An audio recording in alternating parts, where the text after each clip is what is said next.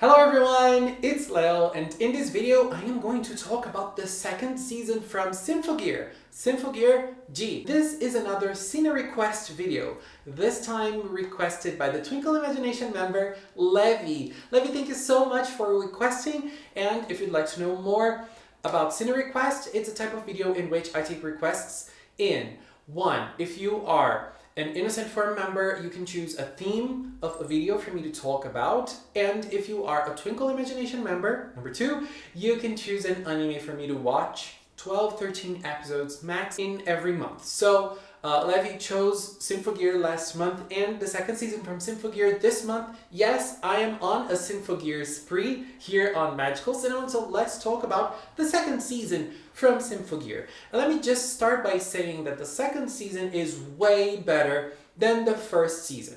I liked the first, but I liked the second even more. Oh, just a warning, this video is gonna be full of spoilers. I think that what I said about season 1 kind of stands for season 2 as well, in which everything in SYMPHOGEAR is basically a background for great fights, and this time around the fights were stellar, like really stellar. The fights in season 1, the action scenes in season 1 are good, but in season 2 they are out of this world.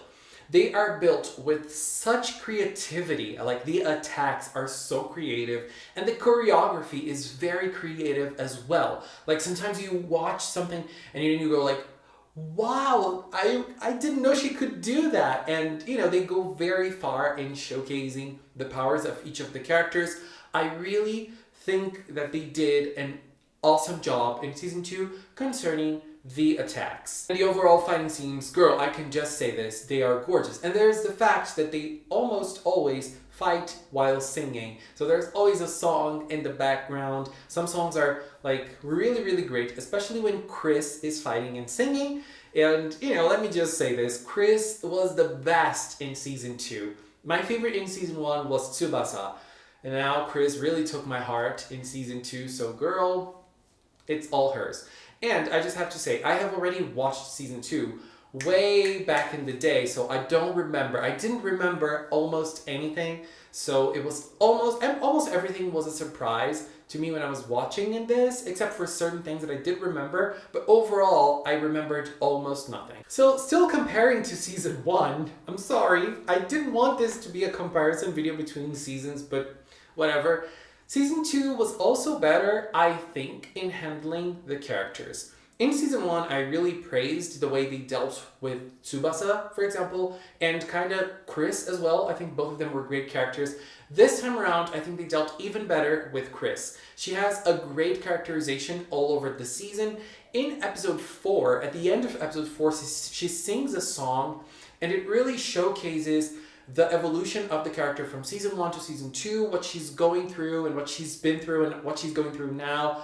I really loved this. There's a line in her song that says something like this: I painted my future monochrome, now I search for colors, which I find incredible, and it really explains how her character is. It's a great metaphor for her character, like the way she was dealing with bad emotions and how she basically accepted that her life was gonna be a bad life and she was just gonna have to deal with that, and now she can understand that her life can be good and she has to learn how to deal with good feelings, those good colors. She is actively searching for them.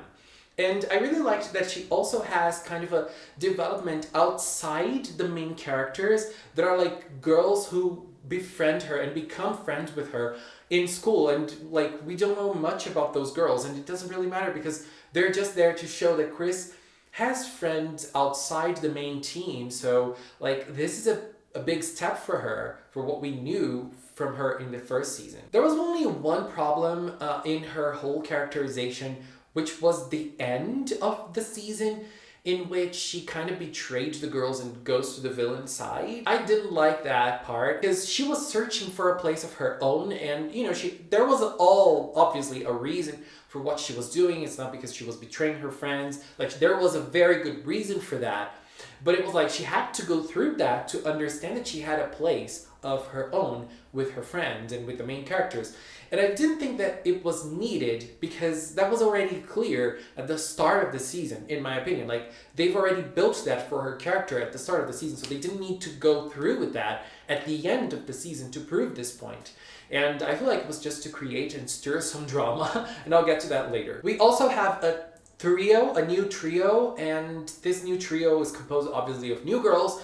Out of those girls, those three girls, Shirabe was my favorite. She is the quiet one, and she kind of has like a sassy mouth, a sassy tongue, and I liked that a lot about her. And I also liked that she had, out of the three girls, she seemed to be like the most quiet but the most observant one, and she was the one that noticed that Dr. Vere's plan was not going to go well, and she was the only one who tried to take action against that, while the other two didn't do anything. And I really liked her relationship with Kirika.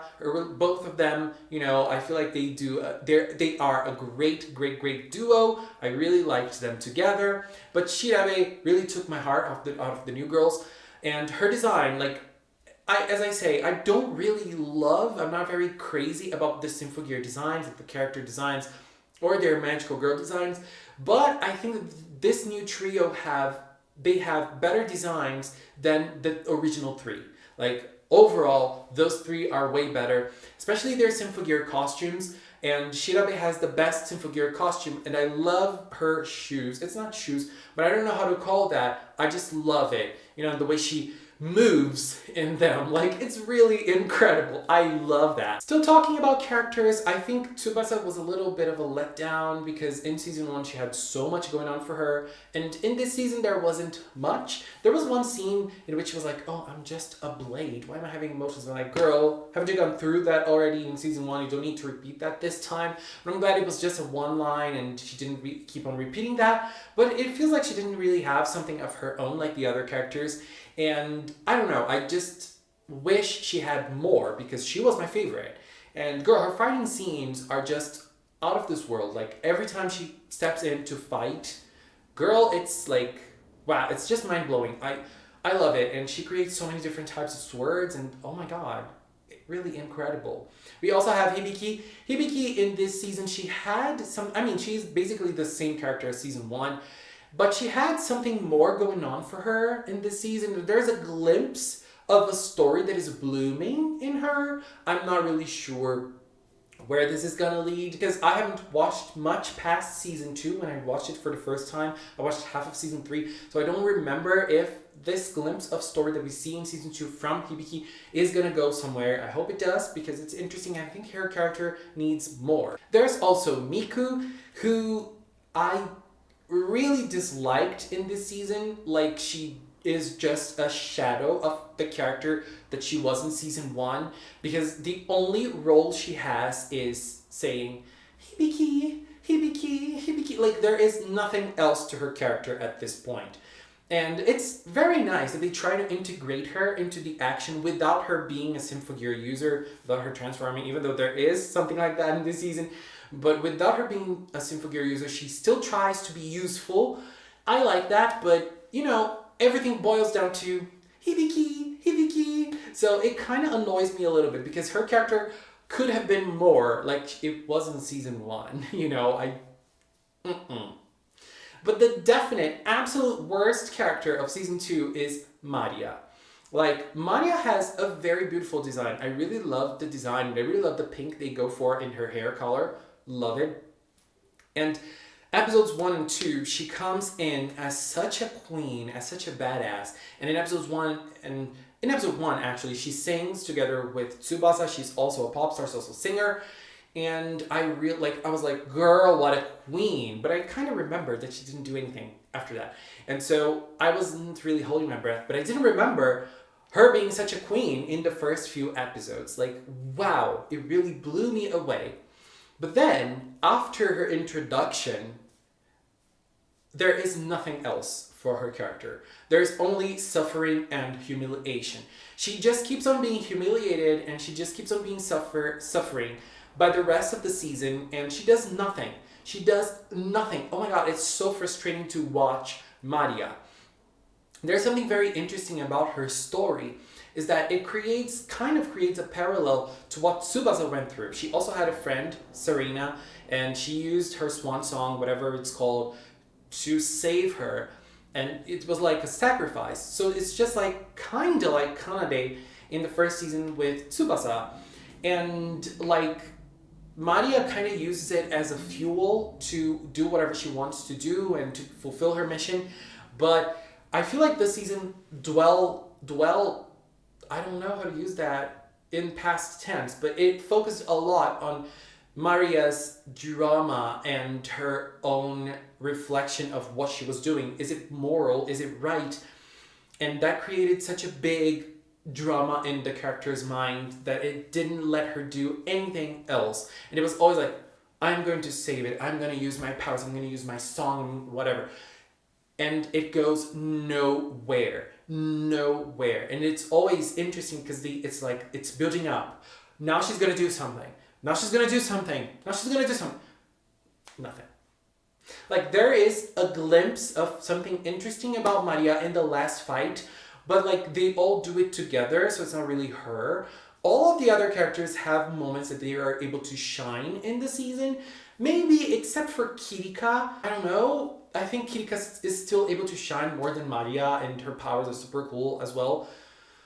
But no, Maria was such a letdown. Like, such a letdown, and like a great opportunity that was totally missed. And still talking about characters, there's also Dr. Vare, who is the villain. And when I started watching, I was like, oh my god, I remember he's the villain, so it's not going to be a surprise because he doesn't start as a villain. But then it's like in episode 2, the show already makes it clear that he's the villain, so it wasn't really a big surprise. And I really did not like him as a villain. He's too hysterical, and he is like super creepy, and it never really gets to the point that you're like scared of him. You're just angry at him because he is a horrible person. He does lots of things to the girls without their consent, and he even hints on like sexually abusing Maria at one point as well. So like, I don't know. Like, there is nothing interesting about Dr. Vare, and he does like, he keeps making on those faces, like the creepy laugh and the creepy scared face of his. Those are the two, and there is this sarcastic personality too, and he can only be that. I mean, there's nothing interesting about him as a villain. I really didn't like it. But the way they used Fine in this season was super interesting. I really liked it. She appeared in the first season, and there was a big, like, she was the big antagonist in a way, and now she appears again in another way. But what she learned and what she went through in the first season plays a big part of what she does in season 2. Like, it was very sweet. It was a cute moment between Kirika and Shirabe, and when Fine went out and, like, you know, talked to them. That was a cute moment right at the end of the season in one of the last episodes that I really liked. So the way they used Fine and connected this big existence of Fine to what happened in season 1 was awesome. And there is another thing that I really liked about season 1, connecting to season 2, is that something happened to the moon in season 1, and now in season 2, like, the moon is falling and they need to save people on Earth and then blah blah blah. But there is like a hint of what's happening to the moon and how it connected to the purpose of the moon. Like, the moon in SYMPHOGEAR has its purpose to the story of Fine and to the communication between humans, which I found very interesting. As I say, I don't think the story of SYMPHOGEAR is particularly a high point. The narrative of SYMPHOGEAR is particularly a high point. I think it's all an excuse for the fights, but I liked this. You know, like, they touched on this time, connecting to what happened in season 1, so I found it interesting. And it connects to the story as well of SYMPHOGEAR season 2, because there are so many events in season 2. Sometimes it feels a little convoluted. It feels like I watched like 3 different seasons in one season only. Lots of things happen, and there is a particular narrative trope they use a lot, which is the cliffhanger. Almost every episode in this season ends in a cliffhanger, like almost all of them. And here's a problem I had with season 1, and I keep on having with season 2 as well. There isn't much consequence in SYMPHOGEAR, and that makes me a little bummed, especially with moments like that with cliffhangers. Cliffhangers are supposed to make you scared, like, oh my god, what is gonna happen now? And how are things gonna develop from now on since this particular event happened? But then, the resolutions of basically everything that happens in this season are super basic and kind of boring. You know, they don't have a big consequence. And this started for me in this season, I think it was in episode 5, which Hibiki was fighting, and then a big monster, like there was this big monster, Nephilim, he bites her arm off and he takes her arm off. That is a super scary moment, and you watch and you go like, she lost her arm in a fight. Oh my god. And then like it's supposed to be super shocking and dramatic, and then it ends just like that to leave you jaw dropped. But then in the next episode it starts, Hibiki goes berserk, grows another arm. That's it. Like they didn't leave you a room to feel like, oh, what is happening? And I understand, like, it's supposed to be a weekly show, so you're supposed to watch one episode and then wait for a week and then watch another. And I feel like if you wait a week to watch the other episode, it must be even more frustrating because you keep on waiting for the resolution, and the resolution is the most basic possible. There are lots of moments like this in the season, but then you learn that it doesn't really matter because you learn that everything will be fine in the end. Nothing big will happen. And this happened a lot with Hibiki because Hibiki goes through a big drama in season 2. She goes through 2 big dramas. The first one is that in the first episode, Shirabe calls her a hypocrite for what she is trying to do, because Hibiki is trying to save everyone and by consequence make everyone happy. And after you become older, you understand that this type of discourse does not exist. It's impossible to make everyone happy at the same time. And so like Shirabe going through, like at that point you don't know, but you imagine that she went through something bad. You kind of understand her looking at Hibiki and say, your discourse, what you're saying is hypocritical. And Hibiki, like, it's a shock to her. And she kind of wonders, but I don't think it goes somewhere. And there is another thing, which is the Gungnir inside of her is growing and it's eating her out and it's simply destroying her from inside out. There's a point in this season that she can't fight because it's going to consume her. But then Miku gets a SYMPHOGEAR and then she has to go against Miku. So she has to fight. And then conveniently enough, the Gungnir inside of her is removed by a power. Oh my god. Like, couldn't they write something better for that? Sometimes, if you watch SYMPHOGEAR expecting good resolutions for things, it's just not, it's kind of frustrating to watch SYMPHOGEAR looking for those things, you know? So that's why I always say, and I'm gonna say it again, watch it for the amazing fighting scenes because they are incredible. Another thing I didn't like, which was already present in season 1, is the fan service. I know this is part of the SYMPHOGEAR experience, so you can't really escape that, but there are some moments in this season that are like, no, it's just not it. You know, like the way they do it is really horrible, especially now that there are 2 kids. Like it seems at least they're younger. I don't know. It seems they're younger, and it's very creepy at certain moments. Like very, very creepy. And there are so many unnecessary scenes when it comes to that. So yeah, I think that the fan service can take you away from the experience. But at the same time, as I said, this season is very good. So, like, the experience of it might get clouded a little bit because of certain scenes and certain moments that are very unnecessary. But overall, I think that it can create a not solid, but entertaining story, or at least a background for great moments and great fighting scenes with great choreography. And some characters can really shine in their development, just like Chris. Like, Chris, I love you so much. After this season, girl, I really liked it. And there's also the fact that I think that visually this season was way better than season 1 as well. And there are some moments in the season that are really heartwarming. Like, there's a training scene in episode 9, which was super adorable. It was very nice seeing them train, each one in their own way. Like, Hibiki super energetic, Tsubasa super serious, and Chris, like, not taking it seriously at all, getting super tired after a while. It was very nice. And apart from that, what else do I have to say?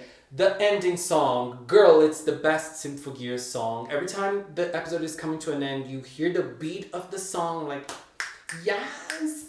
Yeah, I really liked it. And the last fight of SYMPHOGEAR was also very interesting. The way they all got power-ups and they all got together, the 6 of them got together to fight. It was super cool. I really enjoyed it. And their costumes, like the way the costumes evolved, like super cool. And as I say, I don't usually like those mecha magical girl designs, but they know how to make it cool. You know, it's not my favorite thing, but they know how to make it cool. And that ending episode, girl, it was super cool to watch. So I think overall my experience with season 2 from SYMPHOGEAR G, was way better than my experience with the first one, even though the first one is also very good.